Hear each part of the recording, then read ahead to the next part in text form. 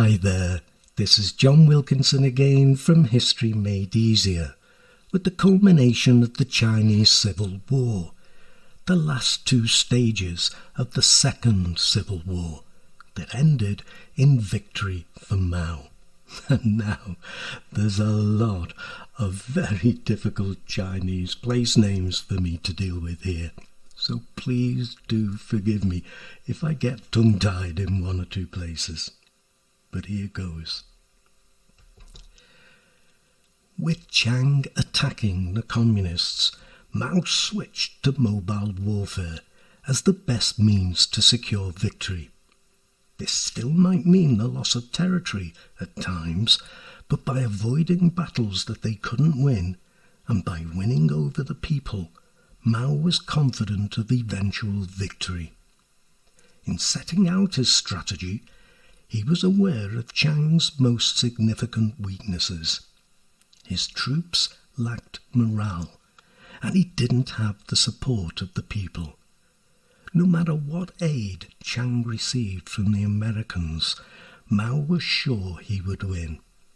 So, in the summer of 1947, the Communists went on the attack, deploying the strategy of mobile warfare, and meeting with such success that by the end of the year a turning point was reached. In Manchuria, they severed the rail links between the nationalist-held cities and pushed back the nationalist front line some 150 miles, more than 200 kilometres. They also went on to the offensive in Hebei province and Shandong province, to the south of Beijing, gaining control of the main north-south railway linking Beijing to Wuhan in Hubei province in central China. They also cut the Longhai railway that linked Xi'an with the port of Lianyunnan in northeast Jiangsu. Not only were territorial gains made, but 640,000 nationalist soldiers had been killed or wounded, and a further 1 million surrendered. Yan'an too was retaken. What's more, by the spring of 1948, Kuomintang losses and communist recruitment meant that for the first time the two sides were roughly balanced in numbers. With the nationalist forces badly weakened, towards the end of 1948, Mao switched strategy again, this time to all-out attack, with the PLA taking on Kuomintang forces in 3 major campaigns: for control of Manchuria, the fight for Tianjin and Beijing, and for control of central China, the Huhai campaign. Mao drafted the overall plan for the campaigns in September 1948. It resulted in a series of victories for the Communists as they pushed the Kuomintang out of Manchuria and then ever southwards until Chiang Kai-shek's flight to Taiwan. The campaign in Manchuria was led by Lin Biao. He had superior forces and captured American weapons. He was also the PLA's best commander. He used surprise, rapid movement, and concentration of firepower. The heavily fortified railway junction at Jinzhou, defended by 700,000 men, fell first in mid-October.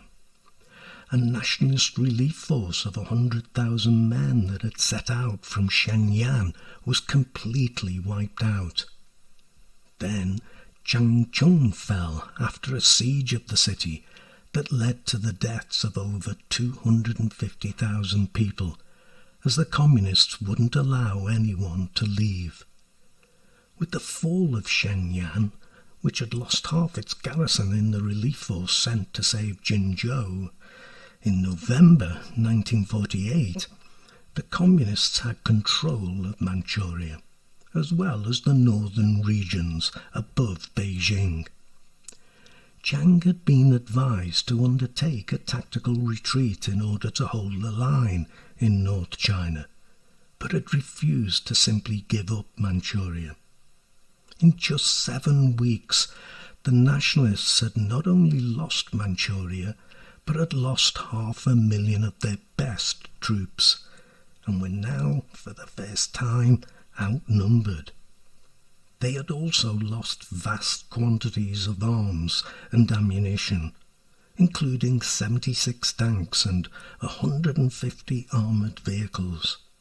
However, the psychological effect was probably the most significant factor, for both sides knew a turning point had been reached. The nationalists might lose the war. The communists might win it. The fight for Tianjin, Beijing, and the Huhai campaign for control of central China were conducted simultaneously between November 1948 and January 1949. Lin Biao, fresh from his victories in Manchuria, swept down on Tianjin and Beijing. Tianjin was taken in the middle of January, and 8 days later the Beijing commander, Fu Zuoyi, concerned to save the historic capital and its people from bombardment, surrendered the city and 200,000 troops to Lin. The troops immediately joined the PLA. Fu Zuoyi would later become a minor minister in the communist government. The nationalists had now lost 1.5 million men.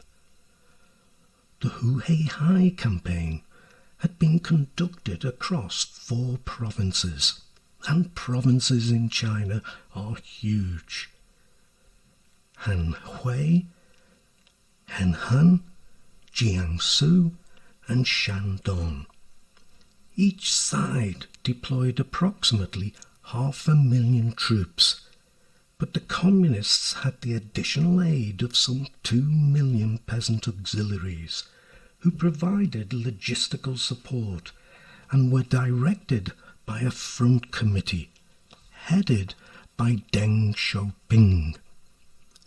Suzhou, a vital railway junction between the Yellow and Yangtze rivers, was the climax of the campaign. It was besieged throughout the winter, and as in the Manchurian campaign, a relief force was destroyed en route. With nationalist forces deserting, the city was attacked with artillery fire, and it was all over by January the 10th. By the end of the campaign, 200,000 nationalists had been killed, and a further 300,000 had surrendered. The day before the fall of Beijing, Chiang resigned as president, though he remained as leader of the Kuomintang party. Chiang made overtures for peace, to be brokered by the Americans and the Soviet Union. But with victory in sight, Mao was in no mood to be conciliatory. The communists demanded that the government resign and its troops be absorbed into the PLA, and that Chiang be punished as a war criminal. On April the 21st, the communists crossed the Yangtze. Nanjing and Shanghai both fell in May, and the nationalists were in full retreat, the Battle of the Feet, as it became known. Leaving some divisions to fight a delaying action, in September, Chiang took his main force, or what was left of it, to Taiwan. It included the Air Force, for all the use it had been to him, and the Navy. He also took $300 million in gold, silver and foreign currency reserves. Some 2 million Kuomintang supporters fled with him. It was over. On October the 1st, 1949, Mao stood on the balcony at Tiananmen Gate, the entrance to the Forbidden City, and announced the birth of the Central People's Government of the People's Republic of China. Control still had to be established in some of the provinces, but ultimate victory was not in doubt. So it was Mao and his leadership, his strategies and his tactics who was victorious. I will wrap things up with an overview of why Mao was victorious and Chiang was not. But I do hope these videos have been useful for you. If they have, do please give a thumbs up. Especially for this one with all those names I've had to work through. And subscribe to my channel, please, if you haven't done so already. And tell your friends about it too, please. But for now, let me thank you for listening and wish you the very best of luck with your studies. Cheers.